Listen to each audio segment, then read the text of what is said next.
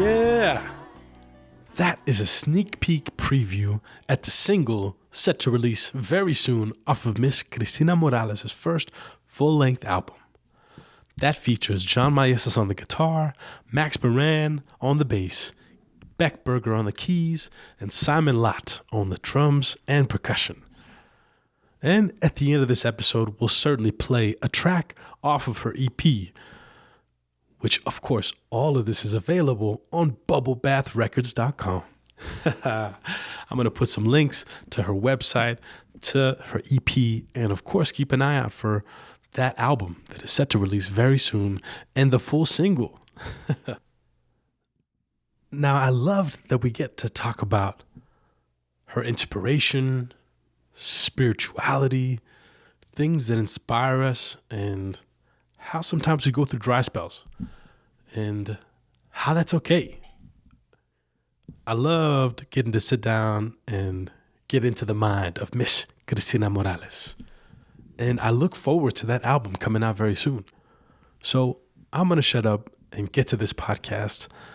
I thank you for listening. I encourage you to subscribe, like, share this with a friend, and support Miss Kristina Morales and bubblebathrecords.com.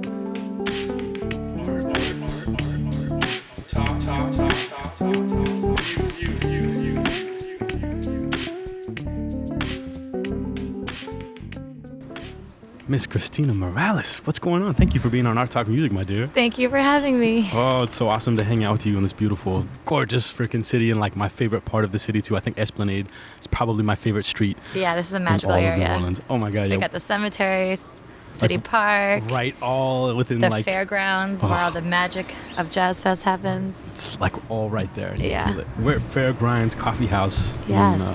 Is Mid-City, is that what this is called? Mm-hmm. Mid-City, New Orleans, with the beautiful Kristina. We're upstairs on the beautiful balcony, so it's hot, and we're enjoying the nice little breezes as they come by. So, Kristina, what's going on, girl? You've been doing some pretty badass stuff in New Orleans over the last, I don't know how many years you've been active, but as far as I've known you, 9 years. But I was born and raised here, so I guess you could say my whole life. That's right. I was just about to say that. You're 32 years. Girl. 32 years. It's beautiful. Of New Orleans that experience. Is awesome. That is so fucking tight. Now, was music in your family? Was it always just like something you loved because you grew up in this fucking amazing city, or what? You know, it's really hard to say where I got this. Definitely, my half-brother, Ricardo, is a musician, but he's like 10 or so years older than me, and he grew up in Miami, so we didn't really grow up together. My sister like can sing and dance, but she's not doing it as a career. You know, I have no clue. My mom is tone deaf. I have no clue. It was something. I grew up in the French Quarter. My parents had a restaurant, so I did see live music a lot. There were a lot of people like singing on the streets or brass band playing. We had like an Irish music venue across the street from our restaurant. So when we'd close the restaurant, we had like a Mexican restaurant. We're Puerto Rican though. It was the 90s. That's tight. Yeah, across the street was an Irish music venue. So we'd close up, and I would go see them perform a lot. So I don't know if that was it. I do love Celtic music still. Like I love that stuff. Yeah. But yeah, I have no clue. It kind of hit me, and I never stopped singing. I started singing, I think before I could talk. My mom said, like I was just always humming something. So I don't know. It's a mystery. So from humming things to like performing, it was like 30, like 23 was like the age that you really started like coming out as a performer in the city and working like that, or? I guess you could say that. Yeah, I did chorus or choir. I mean, did you do show choir or just regular choir? Choirs, in the city growing up. I did NOCA. I went to college for musical theater. So it was a long progression. It wasn't just like one day I showed up and I was like, I can sing. I'm gonna try this out. See how it goes. Wow.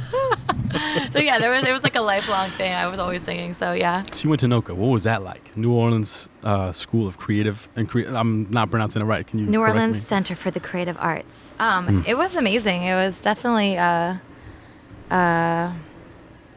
eye-opening experience. It showed me that I could go to college for music, and that's another story. How I feel about if you should go to college for music after it, but it did lead me down the road, because before I was just telling my mom like I'm just gonna move to New York and like, I'm not going to go to college. And she was like, hell no. Yeah. So I found a way to like compromise by like, I'm going to college for musical theater. Yes. So, yeah, I can dig that. yeah. It was a great experience though. So what school did you go to? Did you go to UNO, Loyola, Tulane? I went to Boston Conservatory. Oh, yes. Excuse me. That's badass. What the fuck? Yeah, very small college. Like I think like under 500 people. Wow. Just classical music, musical theater. No, just classical musical theater and dance. Wow. Those are the only three That's majors. pretty badass. Now, I'm gonna guess that you were like I don't know what, an alto, like a first alto, or like were you a second soprano? I was a first and second. Yeah. Soprano? Yeah, soprano. All right. Yeah. So you could belt out the high notes. No I problem. still can, yeah, but I prefer the low stuff. But before I wanted to do all the high stuff. Now I'm like, can we bring this down? Down, right? I'm tired. But I'm singing different music now too, so. It's awesome.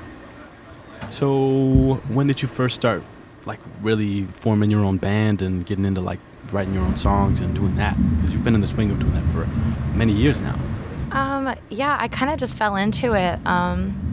I originally had wanted to make music my main focus, but at NOCA, it was only between classical music and musical theater that you could really choose to for vocalists, really. Yeah. And I started out in classical voice. And I did love it, but I wanted to learn to act. I wanted to learn how to dance, and I wanted to do more contemporary music as well. Yeah. So that kind of, I fell into musical theater instead. And, I always loved musical theater, but I wasn't one of those like musical theater like ragers, who like they live and breathe it. Yes. Yeah, and I kind of just fell in, and I had the voice for it, so I kept on going down it. And by the end of my degree, I like was still kind of getting pushed in that direction, and I ended up coming home instead and falling into music because there was no acting work here. That's awesome. It was just something that I fell into. I had help from my ex-boyfriend, and because he was just seeing me being like, please feed me up as an actor. And we were making like $300 for like 2 months of work, Damn. And he was like, you can make money just singing. Like doing the gigs I'm doing. And so I kind of got up there and I really didn't know what the hell I was doing. I was coming from the classical world where you like prepare a song and there's an intro that's already written out. And yes, yeah. They never wanted us to like count off music because like they didn't believe vocalists could do it. So you just sang them the tempo, and so I had to learn how to like count off song. I have like this conservatory training. I didn't know how to count off song, right? Wow. Yeah, so it was even though I knew how to sing and all that, it was a different way to sing. I got this amazing like kind of like private master voice lesson from John A. Kendrick, who at the time was singing with Ellis Marsalis. Holy shit, yeah. And Nicholas Payton. And she kind of changed, she didn't even charge me. It was crazy. It was the best lesson of my life. And she changed the way I approach singing. And I still to this day, I've tried to take lessons with other vocalists, and but her lesson was like still to this day the way I approach music now, which is just very organic, just always interpreting. What do you hear? What do you hear? What do you hear? So, which was hard for me at the time, because if you come from the classical background, it's like, no, play what's written. Yes. Who cares what you hear? Yes. Holy shit. Totally different jump. Yeah, right? yeah. Wow. So I think it was meant to be though, because in classical I was always trying to personalize it. And Make they were it your like, own way, right? Right, and they were like, no. So you had that in. I was always being corrected. Rebellious, Yeah, and so this, Fuck what's on I the was like, paper. now I can make my own rules. And at first, it was like jumping off a bridge, right? You're like, I don't want to get off of. Right. The chord progression, but you're what still I'm like, used to, I don't right. know. Yeah, like, and now I feel like it's the opposite. Now it's like to sing something the way it's written is so hard for me. I'm like, it's a muscle. They're both muscles that you have to kind of turn on and like really exercise. And so yeah, the other muscle is something I'm working on now. Again, is to be like, just sing this way it's written. But you're doing your thing now, and I think you should keep doing your thing, because classical shit is beautiful and amazing. And I have a really great friend in New Mexico that's he's classical, very classically inclined, but he writes amazing music outside of the classical world. And so I'm at least glad that he has that balance. But now that he's not really performing as much out doing his original stuff, he's like, wait, just doing more classical stuff, which is cool for him, and he kind of corrected me by being like, "No, you shouldn't do that shit." It's like, no, it's like music is music, and however you can find your own expression or your happiness and opportunities that you are happy with to whatever extent. Oh, to totally. do it. They all like, grow you in different ways. Right. Yeah. Right. So you're kind of at a pivotal point in your career right now because you're going to be moving soon. Tell me about that. Yeah. So I decided I've been for like maybe about 2 to 3 years now. I've just been feeling the itch to move. I honestly never intended on coming back to New Orleans after I left for college. I had always been one of those people that was like, I want to see the world, like like bright-eyed, like I was gonna be a gypsy and just live in a caravan. And I had this love-hate relationship with New Orleans at the time, which I honestly still do. So I was like, I want to leave, and then it was funny that I ended up coming back, and I think a lot of that had to do with Katrina hitting like my first day of college. And I felt all this guilt for 4 years in college that like I had always cursed the city, and I realized after I left like how much of a jewel we have here, how unique. And now every time I leave, I like have anxiety attacks. I'm like, I want to be back home in New Orleans. Everything's different out here. But we have such a specific way of living and a culture that is very unique to us. Totally.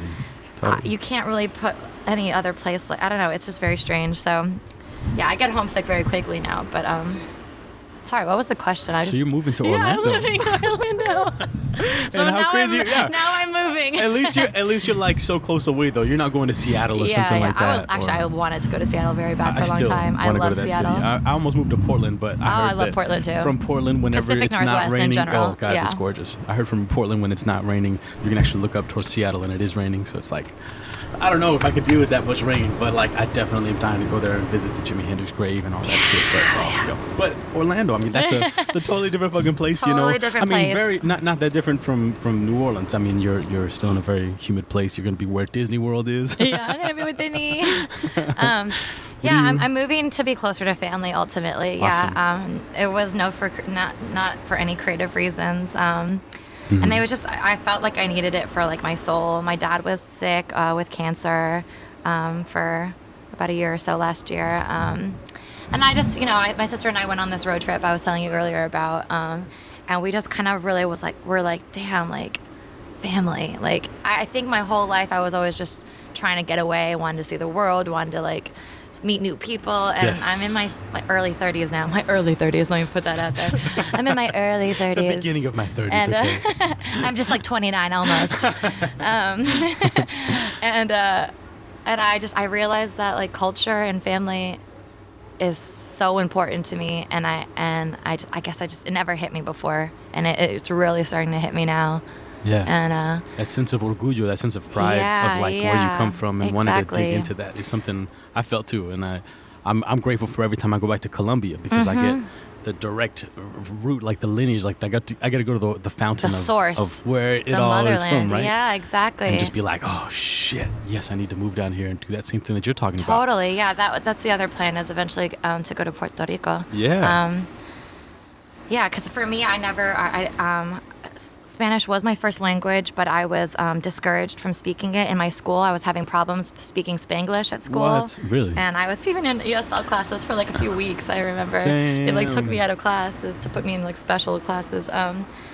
And I didn't stay in long, but they did tell my parents to stop speaking to me at home. So I never. In elementary school, middle school? It was almost like kindergarten, pre-K, first grade, something like that. Yeah. Fuck, what an... I hate hearing about that because I like fought, we've had a lot of conversations in New Mexico about the Chicano culture and how there's such rich history of like Mexicans that were from, that was Mexico, so obviously they stayed there, but their parents were persecuted for speaking Spanish and would get in trouble. I remember hearing that. Yeah, and so none of their kids speak Spanish, but they're so proud of being that, so they're Chicano. Right. That's like the culture, and they're all about like, orale güey, it's like, like, psh, a la máquina, bro. It's like they're doing all these Spanish-inflected things, but you start talking in Spanish and they're like lost. Right, yeah, it's a different version almost, right? Yeah. So, but both your parents? They're both from San Juan, and so they would speak it to me. I was an only child with them, within their marriage. So, I grew up in the Mexican restaurant speaking. Such a dichotomy, because now it's like every restaurant of every other type of food is Mexican. Right. Because it's made by Mexicans, but it's other food, you know what I'm saying? Right, you guys had, anyways. So, yeah, I definitely felt disconnected from the culture a lot. The rest of my family was in Florida, and every Right. time I'd go back, I was kind of the only one who didn't understand what was going on because everyone was speaking Spanish. Wow. To this day, I'm still like that. I'm like, guys, what?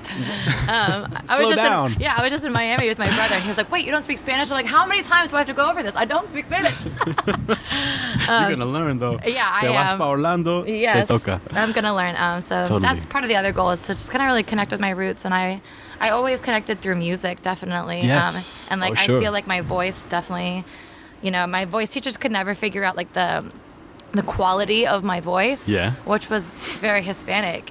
Which they didn't have a lot of students like that. There was like a thicker quality to Sure, to of my course. vocal cords that they just like they could never understand. Like, how do you have such power in your voice? How do you like la la la la, like that type of that belty sound. They really couldn't like they didn't. It was different than the other Yes. people that were belting. Yeah, it yeah, was yeah. it was a different quality, and they could never really put their finger on it. And I Latina. eventually, I eventually got my my vocal cords around some some Celia Cruz and stuff like that. Oh and my I realized gosh, that like yes, that's so yes. much of What's inside of you? right, yeah. And so that has always been a really spiritual way for me to keep in touch with my culture. That's even though always I don't- called out to you, huh? Yeah, how I connected. Not so much with the language, but because I can sing in Spanish, and I can't really construct my own sentences. So Yeah. I'm really excited about that part of just really connecting to the culture and kind of seeing what that brings out for my next stage of writing. That's awesome. Yeah. So tell me about, speaking about your writing, now you recorded an album at the Parlor Recording Studio. Yeah, God, gorgeous With the place. Monster Band. And Yeah. Tell me about that.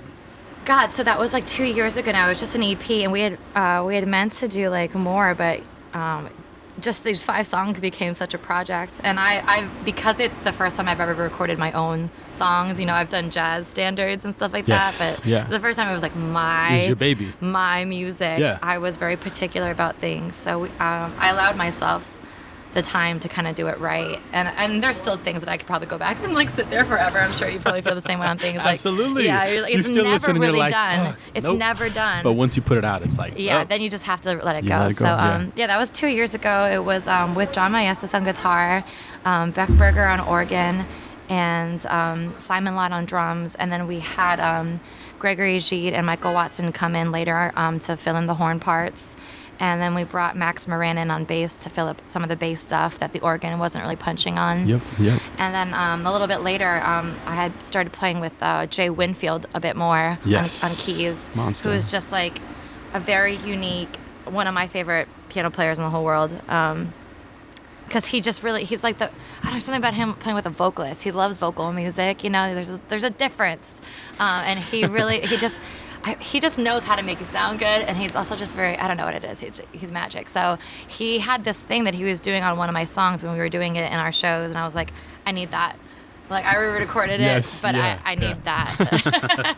So I had him kind of put in some parts too on one of the tracks. That's beautiful. Yeah, so it's 5 songs. It's called Transit, and I'm excited to put it out finally soon. And when are you visioning it coming out? What do you I think think? probably around Mardi Gras.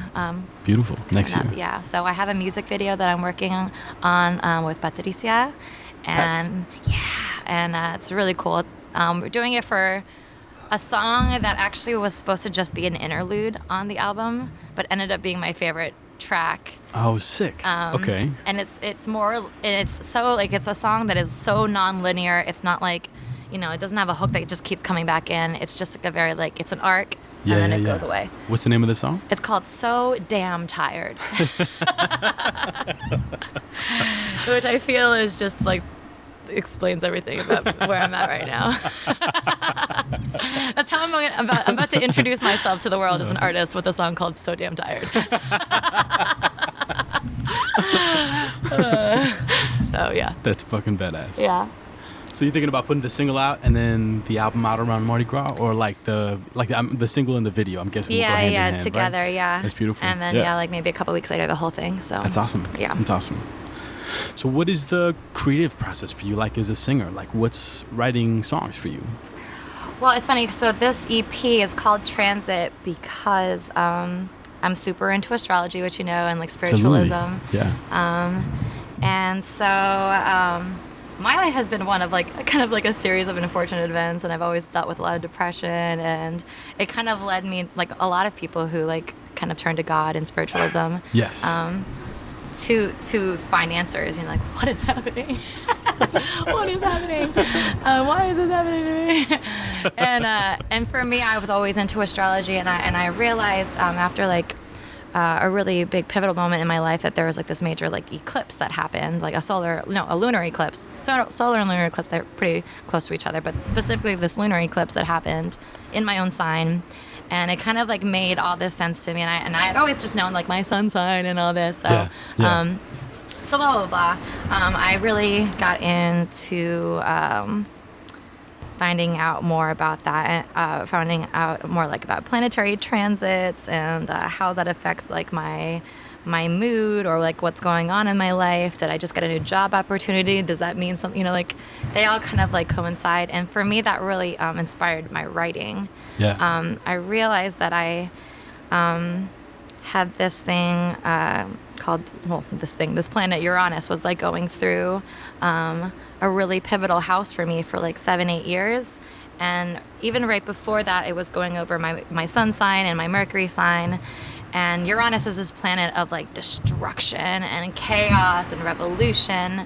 But once it like tears your life apart, then it also like builds it back up with like higher ideals and like, progressive movement. And, we're going into the age of Aquarius, so it really started inspiring me to like kind of look at all the songs that I had been writing during that time, and like realize like that I had kind of created a story around what Uranus was doing to my life. Wow.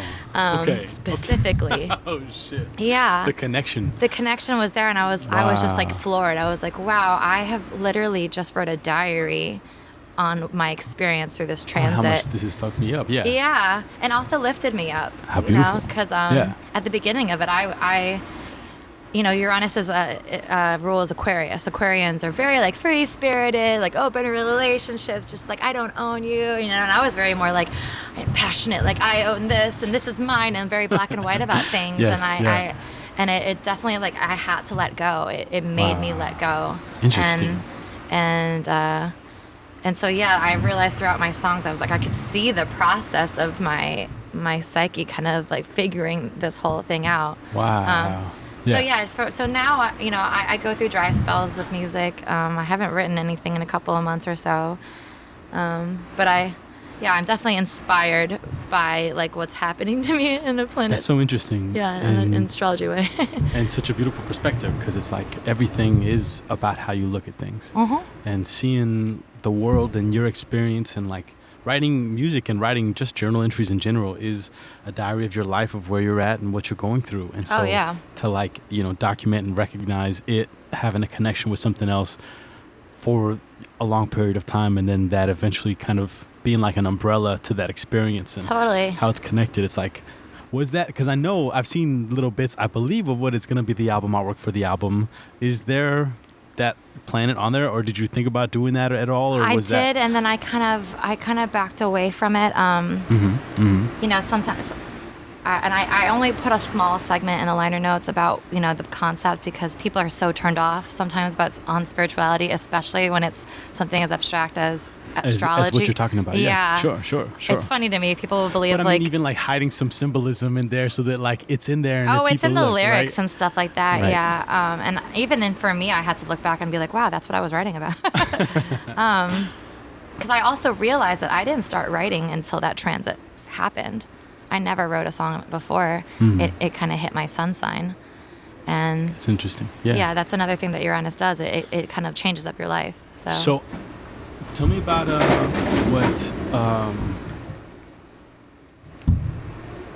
tell me about the experience of like learning about astrology. Like, what books first got you into that? Like, how did you really go down the rabbit hole into that stuff? Because I know you're very, very into that stuff. Yeah, so I was super just like into like sun signs. I didn't know about like your moon sign, your Mercury, your Venus sign, your Mars. There's so many different signs you have. Yeah. Then it like, not only do you have those signs, but it depends on which house they sit in. There's 12 signs, and there's also 12 houses. Yeah. And then there's like geometry involved. Like what shapes do they make towards each other? Interesting. And if it's a trine or then it's like a good aspect, but if it's like an opposition, then there's more like friction involved. Yeah. So I had always liked astrology. I had grew up reading like Linda Goodman's Sun Signs, which I think was like a pretty popular book for anyone who's just like kind of into basic astrology.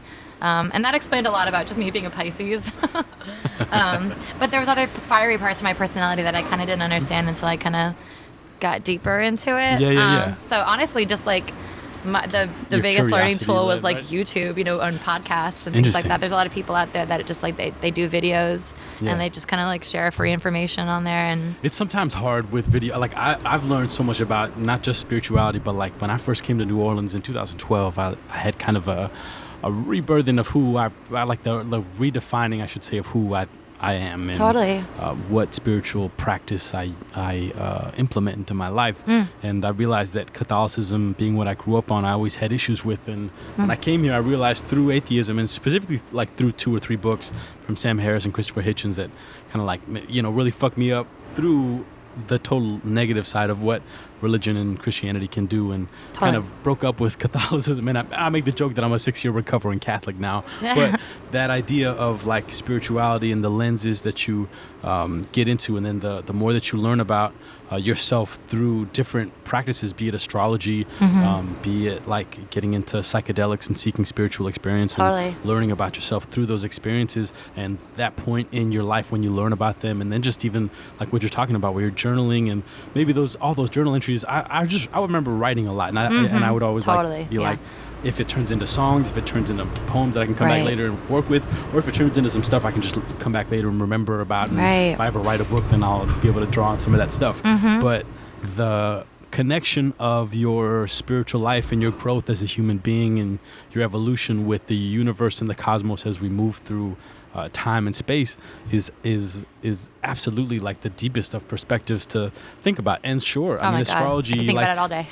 even for me, like, it's a lot, and I haven't dug into it as much, but I'm gonna check out that book you talked about, but also like check out some of the YouTube videos. But even within the atheism and like the other spiritual shit that I've checked out on YouTube, what's hard is that it's just someone sitting there spewing out information and no one to like fact check them or like there's no bring it down. There's no fact check. You can't fact check spirituality in general. Who can you ask? No, you can't. But I mean, just to have the debates and the conversations between opposing sides, even, you know what I'm saying? And like Joe Rogan does that, not a lot, but he's talked about that within his podcast of like having like, Neil deGrasse Tyson on to like, and try and convince him to talk with, a flat earther, and he's just like, no, absolutely fucking not.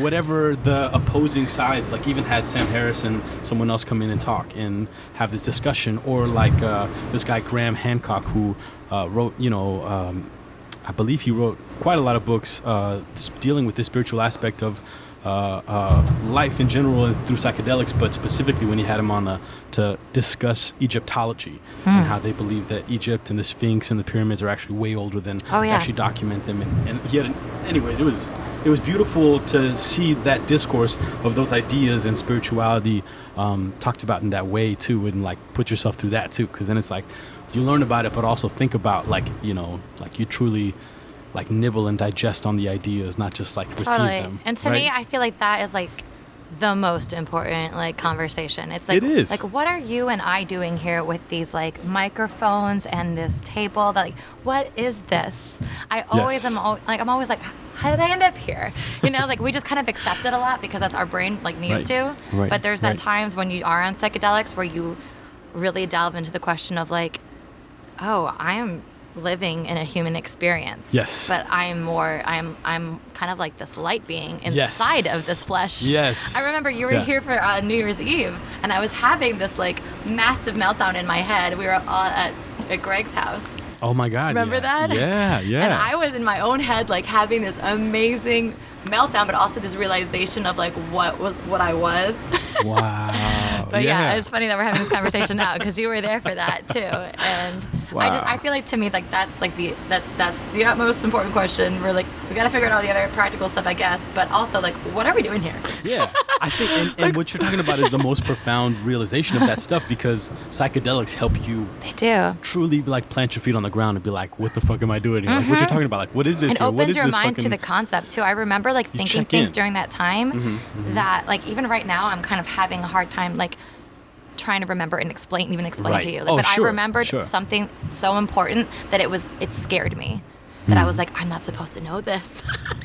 And maybe that's just like part of doing psychedelics. You're kind of just like freaked out. Totally. But no, I like on the molecular level, like I remembered something, and it freaked me out that I remembered it. You know, it's almost something that it's like you remember in your DNA or in your soul. It's something that you can't even remember in words. There's no words that we have for it. It's in your genetics. It's in your like in the soul and the essence that was what was here before you and will be here after the body is done. Yeah, right? It was a strange awakening that like you can't even put into words. Yeah. Thankfully, we've gotten our eyes open to those psychedelics, and I don't think that they're for everybody, but certainly those people that are like scared and want to jump off and they just haven't. I'm always just like, dude, just jump. Like, trust me, you'll be fine. Yeah, yeah.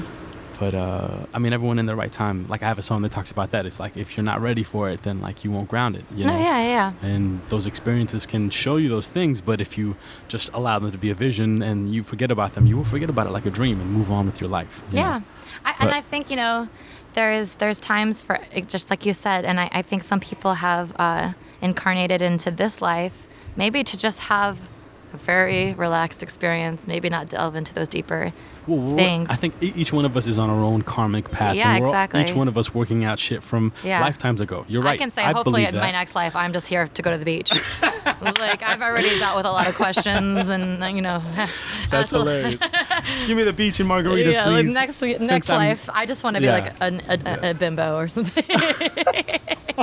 I have thought about what that would be like to just like, be reborn as a woman and just go through that life, or even reborn through like, I don't know. I've even thought about being reborn as a bonobo chimp, just like having. Anyways, That's about bonobos, question. right? No. Bonobos are like the monkeys in the monkey world that they resolve everything through sex. Oh. Like the only thing that they don't do is the mother doesn't have sex with the son. But everything else goes. Like gay, women, whatever, sister, cousin. Wow. Yeah, it's fucked up. But like that's like we're all ancestored. It's like the people. There was an interesting thing I heard, but there were like atheists, specifically Richard Dawkins, talking about the thing of where people say, if we came from apes, then why are apes still around? And it's like, or chimps. If we came from chimps, then why are chimps still around? Then like, he just talks about, it's not that we came from them, it's that we're cousins of them and we descend from them, and we're a part of this group with all of these different chimps, apes, orangutans, and bonobos. Yeah. And so like, that's all in us too, right? Yeah. Anyways, I don't know why I got into that monkey rant, but no, I like it. Thank you for that information. I'm going to use that at my next cocktail party. Did you know? Oh, did you know that bonobos resolve? No. All right. We're going to take a little bathroom break and we'll be right back. Bye. And we're back with Miss Kristina. Hello. So, tell me about how the gig at Spotted Cat came about, because that's, I know it's not your main gig, but it's your regular gig every week, right? You had a couple different regular gigs. It is my main gig, yeah. Tell me about that. That, gosh, how did I land on that? I did a really small demo in my apartment with like 3 people. Or like 4 people. No, 3. Yeah, 3 other people. And it was super just like garage band. Yes.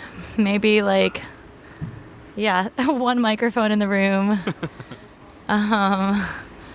It's fresh out of college.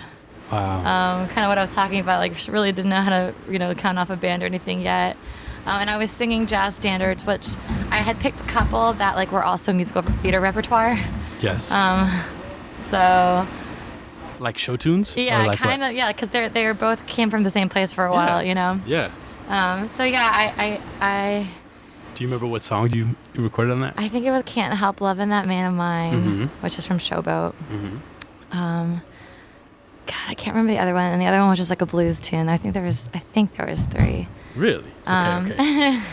That's tight. And yeah, I think he He just gave me the gig. The owner, Doug, he was like, "Wow, she can sing." And thus was I born. just started doing like really early sets. God, it was so long ago. I'm trying to figure out how this all happened. I started doing like really early sets, like whenever they just needed a sub, you know? Yeah, you would just fill in. And like, you know, I'd probably get like the Would call those things like. happen like last second? Yeah, exactly. And so Matt Johnson was one of the guitar players I was working with, who at the time was like kind of like the guitar guy. Yeah. I felt like he was working with every vocalist in the city. It was pretty funny. But yeah, Is he still around town? He is, but I think he like quit all his vocal gigs. I think he was like, I'm done with all these vocalists. And he starts leading his own band finally. Thank God, good for him. I love him to death. But yeah, and he was willing to like, you know, even though his career was already established, he was willing to like drop things and like work with me. And yeah, it just eventually was like a work your way up the ladder there. Like that's awesome. Eventually they gave me like every other Sunday or something like that, and then every other Monday. The 6 to 10? Or? Yeah. And then eventually Ben Pulser decided to give his Sunday spot away completely, and they handed me over that spot. So it was like a progression over 9 years of. Wow. But I think we've at least been doing that Sunday spot for at least like 3 to 4 years regularly, like every Sunday. If I'm here every Sunday, that's the gig I go to, and I'm sad that you're leaving it. Aw, thank you. It's definitely been great, especially because Pat Casey, the New Sound, plays after. So it was a hang. Yeah, it was that's a the hang, spot. like Sunday hang. You could, you know, really hear some progressive sounds, which I was proud of. Now I know you know, this is like, you know, regular talk to you, but it's so cool that, you know, just to give people the idea of Frenchman Street and the fact that, like, especially on a Sunday night, I feel like that's like when a lot of the musicians come and they're like, everyone's playing at other venues and they eventually all end up at Spotted Cat at some point, and they're all like it's special sitting like in that, with your yeah. band or with Pat Casey's band later for the jam. It's just like right. It's weird because I don't feel like a lot of I don't feel like a lot of other clubs are like that. Maybe there's other scenes happening at other clubs that I'm not on. Yeah, I do feel like everyone just like, even if they have a gig somewhere else down the street, they like make their way over. They make pop their head way in. over, and it's either for the music or the bartenders. There's just like a family thing that's happening over there that it's been really special to be part of. Yeah, it's an awesome club, the Spotted Cat. So what are some other things that like, what are some other memorable experience? Like what's the most, I should say, well, let's start with this. What's the worst experience you had when you were playing a gig, singing a gig, or maybe not at the Spotted Cat somewhere? Definitely, just like when I was younger, I did not, I mean, not that I handle my alcohol well now, but like, but I know when to stop. I was still like, I feel like we grew up on that stage. I was in my 20s, you know? Wow, yes, yeah. And you know, a lot of audience, especially at the beginning, they just hand you drinks Frenchman on the was stage, a lot right? crazier. I feel like in some ways, like maybe it's gotten busier, but the characters have died down. At the beginning, it seemed like there were so many characters, and we would like, so many people would buy us shots, or we would just take a lot of shots, and I'd mix alcohol, and by the end of the night, I'm like, what happened the next day? You know, like, also there was smoking. That was it. That was the other thing. There used to be smoking allowed. So. And the doors would be closed, so it was like you smoked 100 cigarettes in a 4-hour period, plus like got trashed, you know, like. Oh shit! Yeah. It was, so those nights where like I did not handle my alcohol well. That's amazing. Those were the most embarrassing. I'm sure some of them are on film somewhere, and I will deny anything that ever happened. That was not me. I don't know that girl. She just looks like me. And it looks a little bit like me, but that was back in the day. Yeah. I don't know her. What about the other side? What's the best experience you had? The best, they're constant. I was actually just thinking about this. I was reflecting right before the gig on Sunday, because it's a 4 days countdown, 4 more days of playing there, and I was thinking 4 more weeks, I should say. Yeah, right? 4 more weeks. 4 more Sundays.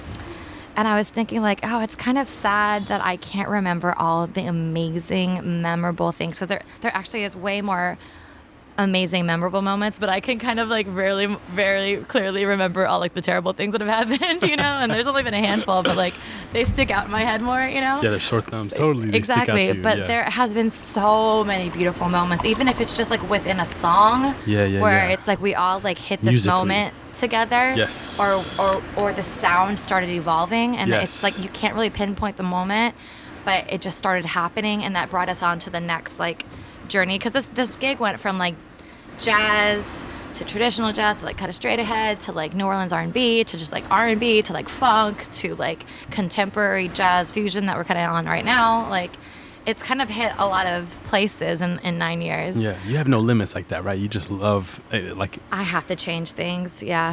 This is part of my move right now. I have to change things. You're just constantly moving. Yeah, I have to evolve. Yeah, so... it's listening to your inner voice, right? Exactly. So I wish I could just be like, oh, there's this one moment. Maybe there was. Okay, maybe this one moment I'll remember. Simon Lott was on the gig for a long time, one of my good friends. Monster. And an amazing drummer. He's on the EP Transit. And I had been kind of ashamed of this like voice that I was talking to you about, right? Like I had this quality to my voice that I was always kind of ashamed of. Voice teachers never know what to do with it. And Simon was always trying to just like get me to like trust my inner voice and to sing what I heard in my head and to let my voice go. Yeah. And I remember he hit the cymbal or something at this moment and the back of my throat opened and I changed the placement of my sound and I found my voice. And ever since then, I've not gone back. I've not tried to make my voice smaller to be more like, you know, sophisticated or what it should be. You know, like I just let it out. And maybe that's one of the most memorable moments is when I found my voice. Yeah. That's beautiful. Yeah, that is beautiful. It's amazing how much the musicians you play with impact you. 100%. I would not be the vocalist I am today without them. Without the musicians, right? Yeah. I think that's like a key element, you know.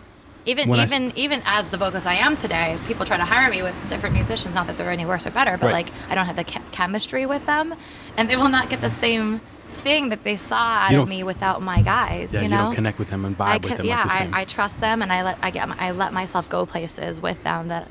It's a relationship. Yes. You have to have trust. It's a beautiful relationship. It's a consensual, loving relationship. Yeah. I think a lot of people have felt that when they come to the city, and you're from this city, so you experience that on a totally different level and in a different platform. Where you got this gig that you were always doing and connecting with these guys that you were always trying new things with and changing them out to other guys. And it was like it grew to be like a family of a lot of people that you always hire and you always knew and they knew your music. And it was like... Totally. I feel like I have a roster of like 30 people in the band. Yeah, right.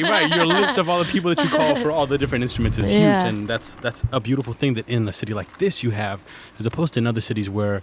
And I mean, it is important to have like those specific characters that, you know, affect you and stuff like that. But... it's also like a total thing of like if you experience like playing with some people that totally like change your way of hearing your own music, you're automatically like I need them. And so that was why I came here to do my album with the guys that I did it with, because Peter Varnado, Alfred Jordan, Max Moran, Wilbur Thompson, John Maestas, Jason Butler, Steve Lands, Jerron, all those guys, you know, it's like... They're all epic names, right? Yeah, they're amazing musicians in this city that, like, you know, when you get to play with people and connect with them on whatever basis you do, it's like all of a sudden you're like, oh, shit, I got to capture this. Yeah, for sure. And I'm glad that I found those guys and continue to come back and keep using them. And I know that that's a thing you experience as far as finding and connecting with those musicians. Not just them, but I mean, in general, your band. Totally. And I met most of the musicians from the guys I had on the gig. They like, you know, it's the beautiful thing. There's not a lot of competition with each other. Like I love that about New Orleans. Yeah, like, you know, if I needed a guitar player, then like John will tell me who he thinks is best next. You know, like and why he respects them or things like that. You know, same thing with Alfred. Like Alfred gave me like loaned me out Ashton. You know, and you know, and it's great. It's beautiful. It's a big community. It's a big the other thing family, I really love, and I was just reading this in Max Moran's interview in Gambit because he just had his singles coming out. Yeah, and so I just read his interview and he was talking about how, because you know Max and I have pretty much the same band, and he was saying that like, you know, there is a special thing that happens because they trust each other. Yes. And so we're kind of all improvising on the spot, and like there's certain like maybe guidelines in the music. Yeah. But everything else we're just kind of like creating as we go, and that to me is like the most that's to me what's exciting about music. And there's so many other great ways to experience music, but for me to be able to play with people who want to experience it on that same level of just being like, this is what's in me right now and let me react to what's in you right now and let's just create something, allow something to blossom and flourish. And that's what I was saying. I can't pinpoint a lot of moments at the Spotted Cat because they were just so fleeting. So many, they were just fleeting. They never happened again. Maybe we never played it like that again. But it was like, wow, that one moment was... There's all these magical experiences that culminate into just like the family, right? Oh yeah. I almost feel, I shouldn't say this, but I almost feel like the EP is like nothing compared to what the live shows have been, you know? Like, I mean, it's all, but that's how music in general is, right? Like, it should be, at least I feel like, because recordings are, not to say that the recording should be less than what the performance is, but I mean, always, I would hope that you get the better experience of experiencing someone's music and world when you're in front of them and their band and feeling that energy, if it is in a stadium or if it is in a small, intimate club. Totally, yeah, for sure. So what are some artists that really inspired and really changed your direction? Like, who are some of your major influences? Whew. Oh my God, it's a loaded question, I know. It feels like it's always changing. So at the moment? At the moment. Honestly, I feel like I'm on a dry spell right now. I'm trying to think about, I've been kind of doing a lot of silence lately. But silence is a beautiful instrument and tool too, though, right? I love that. And I do that a lot too. And for a while, I was like not listening to as much music and listening to way too many podcasts. Yeah. I don't think you can listen to too many. I think you can listen to too much of anything, but to just change paces like that and change that side of your brain where what you're listening to isn't all just sounds, and then what does come into your head as noises is something that you wouldn't have thought of before, right? And then you just like start humming things or hearing things differently that then inspire you and move you in a different direction. Even if you do go through dry spells of not checking out people, like I'm definitely like there right now. Although recently in the past couple weeks since Mac Miller passed away, I've been checking out some of his stuff. I've been on like this hip hop craze for the past year, which has been kind of cool. That is cool. I love hip hop and grew up listening to hip hop because my oldest brother did when he was first in high school and late in middle school. And so when I was like elementary school, moving into 6th grade, 7th grade, it's like my older brother's breakdance. So I was like about that and loved all that shit when I was growing up. So to reconnect with it now with some of the artists that are happening now and that I loved back then, but now seeing what they're up to and what their careers are like now. And it's deep. And hearing artists and their stories like Mac Miller or, Logic or, just a lot of other random people that I'm now getting into. It's like I never really got into one of my favorite rappers at the moment is J. Cole. It's just like I hadn't really gotten into this stuff before. Like, of course, I'd heard famous songs that he was on, but never gotten through his CDs and like listened to everything and experienced. Are you learning the verses and stuff? Thing. Hell yeah, some of them for KOD or even like what is it called?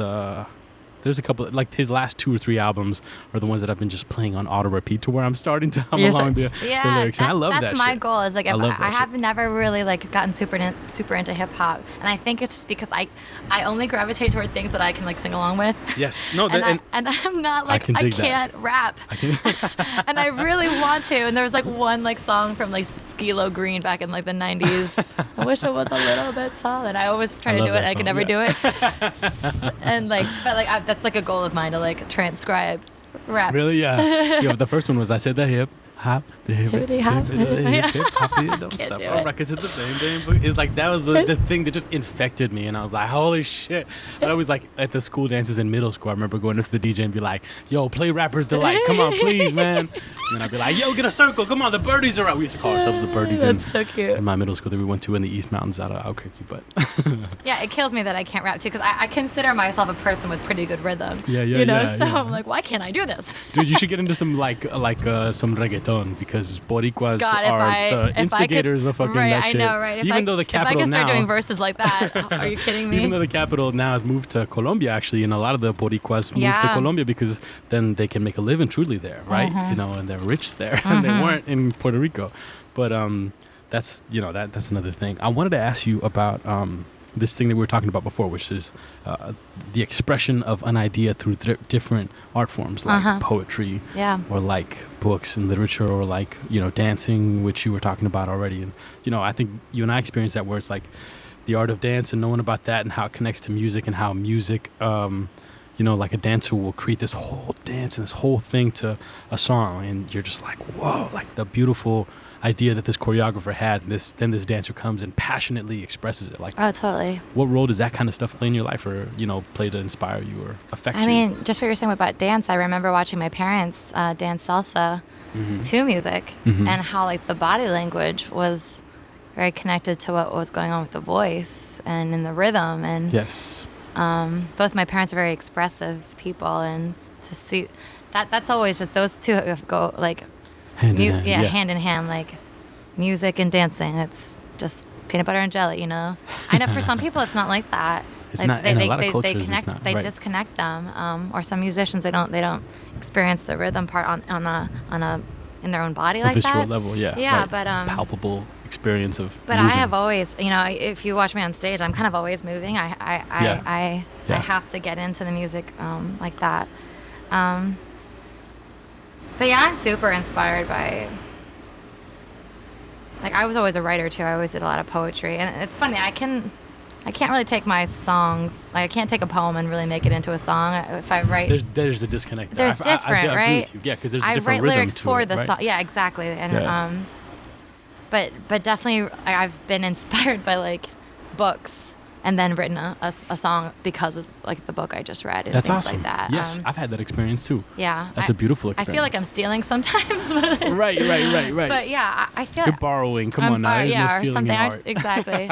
You're supposed to steal, right? You're supposed to steal from the best if you're going to steal. That's right. But yeah, definitely, other art informs my art constantly, and I wish I could say it's even people that are famous, but it's really people that I think about this all the time. Is that the people that inspire me the most are the ones on this scene in New Orleans? Yeah. Because like you were saying, when it's live in front of you, it changes you differently than just like watching it on a screen or hearing it on a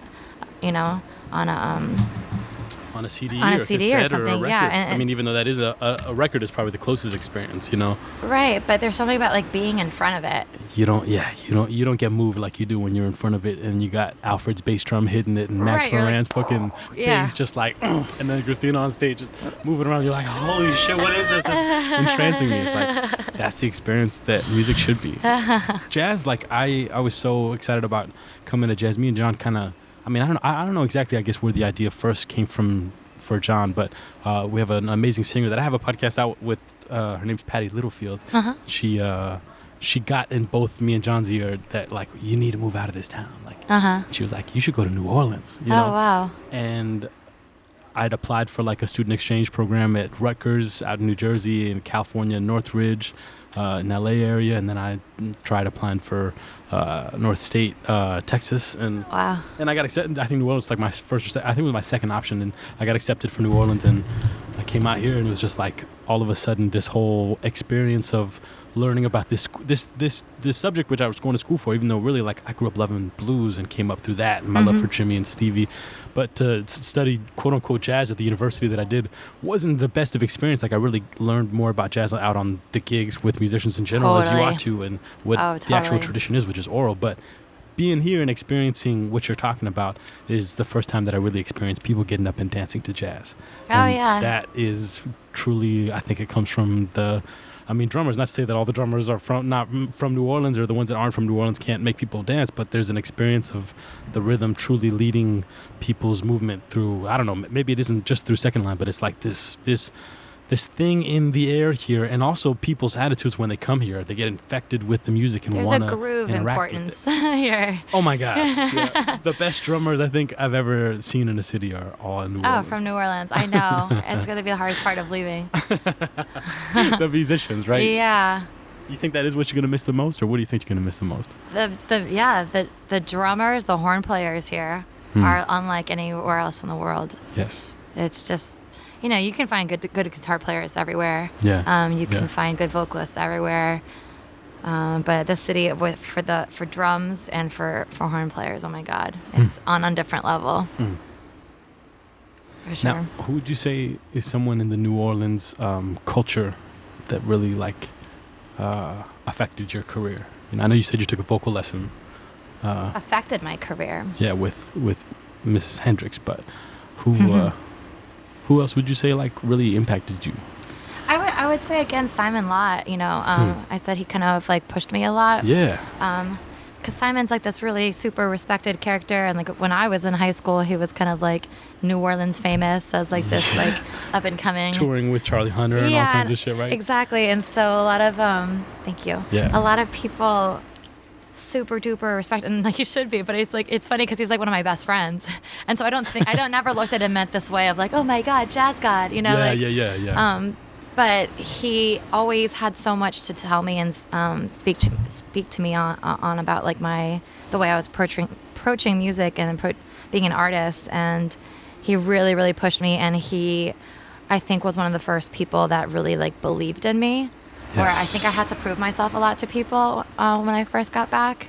for multiple reasons. But like he was the first one that was kind of like, I don't subscribe to any of that bullshit, but I do know you're a good singer, and that's tight. And that's like, beautiful. This is what you need to do to get to the next level, and you need to start trusting yourself. Number one, like stop second guessing yourself. Wow. And like when I what like you know, John, I opened my eyes to like being able to like that I could interpret, but it wasn't really until Simon kind of like was just like, girl, you're smarter than you think you are. You're hearing stuff that is cool that you're just not letting out, and I hear you holding back. Just say what you gotta say. You know, he was very kind of like a hard, tough love type person. Yes, like, say what you gotta say. Say it. And it took a lot of kicking my ass for a while, but in a loving way, you know? Because there's a lot of people that will vibe you in a mean way, and then you don't really grow, and you close off instead. They won't say anything to you, right? Yeah, they'll just kind of give you a look, and they're just not very supportive, and then that doesn't help anything. But, yes, right. But Simon like vibes you in a loving way. I love that. Yeah, and that's awesome. and it kicked my ass, and I haven't gone back since. I've realized that I'm smarter, and I hear things that are maybe they're not technically correct in some ways, but like they're cool. They're a good idea. So let's go with my idea. Yeah. Trust. Let's trust my idea. Your instinct. Right. That's beautiful. And that's where my voice is. Not even like literally my voice, but like my internal voice. That's where my sound is, I guess, or like the stuff I want to sing, or I don't know if that makes sense. But absolutely. Yeah. Yes. That's awesome. Yeah. Thanks, Simon. All right. So like looking to the future, like where do you see yourself in 10 years? So I mean, as much as I love interpreting other people's music, I would love to kind of step away from that. One of the reasons I'm sadly saying goodbye to my gig at the Spotted Cat as well is that, you know, it is a 4-hour gig, so it doesn't really enable us to do a complete, all original stuff. Yeah, Kristina said, right. So I would love to kind of step further back from that and just do original sets and really delve into like seeing how far I could expand off of those ideas that I have started learning to trust, you know? Because a lot of decisions on Frenchmen, you know, even though we do have this great creative project, they are still kind of made in response to what the Frenchman machine is. And I would love to start making decisions that are different from what's required of me there, you know? So I loved... some distance is going to be a powerful thing for you, right? Yeah, I was saying that Miami has a really great electronic experimental scene. I always loved pedals. I've always loved electronic music. Yes. I love Radiohead. That's one of the bands that I really, if I have to say, it influences me a lot. I've always loved all the textures and dreamy qualities to their music. So I just want to see, like, you know, I'm super ready to like kind of go more into like R&B rock and see where that kind of takes me. I love it. That's awesome. So hopefully we'll see. That's awesome. All right. Here's another question. I was having a conversation with it was funny because in New York I got together with three friends of mine who do podcasts, and they were all with bass players. And one of the bass players, Matt Brewer, told me about this book by Art Farmer called or Art Farmer or Art Taylor. Anyways, a trumpet player that was famous back in the day that put a book out called Notes and Tones. And then Barry and I got together the next day and we talked about that book, and he was telling me there was a through line theme of the book. And I asked him that question, and asked a friend of mine recently that's living in Philadelphia now, a Brazilian guy, what does jazz mean to you? Ha ha ha ha, God, what a loaded question. I hate answering these questions. You don't have to if you don't want to. Like, whatever. What does even just like the word mean to you? You know what I'm saying? Or like, what does it mean to you? Like, not necessarily like what you'd have to define it as to the world or your political perspective on it. Just like, what does it mean in your life and to you? I think about this all the time, honestly, and I haven't come up with a clean answer yet, because it is something that, you know, we always discuss, you know, being from a city that that is obviously known for jazz. But I kind of like to think of jazz as an expansion off of the blues, definitely.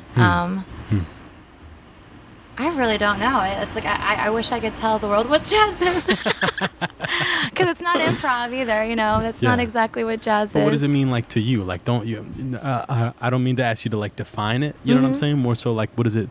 What is it in your life, in Kristina Morales' perspective and your experience as you It perform was the and gateway to doing it? creativity for me personally. The gateway to creativity. Yeah. To be like, that's beautiful. here is something beautiful. Now make it your own. How does this beautiful dress fit on you? How do you wear this dress? How do you sing this song? How do you interpret this? And I think that's my favorite That's beautiful. aspect of the idea of quote unquote whatever jazz is or band or whatever you want to call it. Yes. Is that it's something that everyone can kind of like hold in their hand, and then when you hold it, it transforms and looks like something different, and then you pass it to the next person. It's like a chameleon. You like give it to that person, and it looks completely different in their hands. Yes. You know. Yeah. I love it. I love it. Kristina, thank you so much for coming on the podcast. Thank you. It's Thanks amazing for to talk having to me. you. Yeah, and you too. I'm so excited to see what happens next for you because Thank Orlando you. and Florida are For you as an well. amazing place. Thank you. But Love your album. Yeah, thank you so much. Love it. But I'm excited for your album to come out and to see creatively what happens for you next because, oh my God, moving to another city, I'm sure it's Maybe gonna some affect collabs, you. right, Are you between kidding me? us? Come on now. Hell yeah. We're going to do some stuff and we'll definitely do a part 2, maybe even in Florida because I'll be down there in Yes, January, come to February doing all Disney. kinds of shows. I'll hit you up, be like, I'm ready. Let's go see Mickey Mouse. So is there anything coming out like later in the year that you want to shout out or kind of let the people know about that you got coming up before the end of the year? Keep in touch with me, y'all. Absolutely. I'll put links to all of your stuff, your website, as well as videos or whatever you would like me to share with the people. We got so damn tired coming out to the world. It's coming. For all Look the out for tired it, people y'all. out there. Check it out.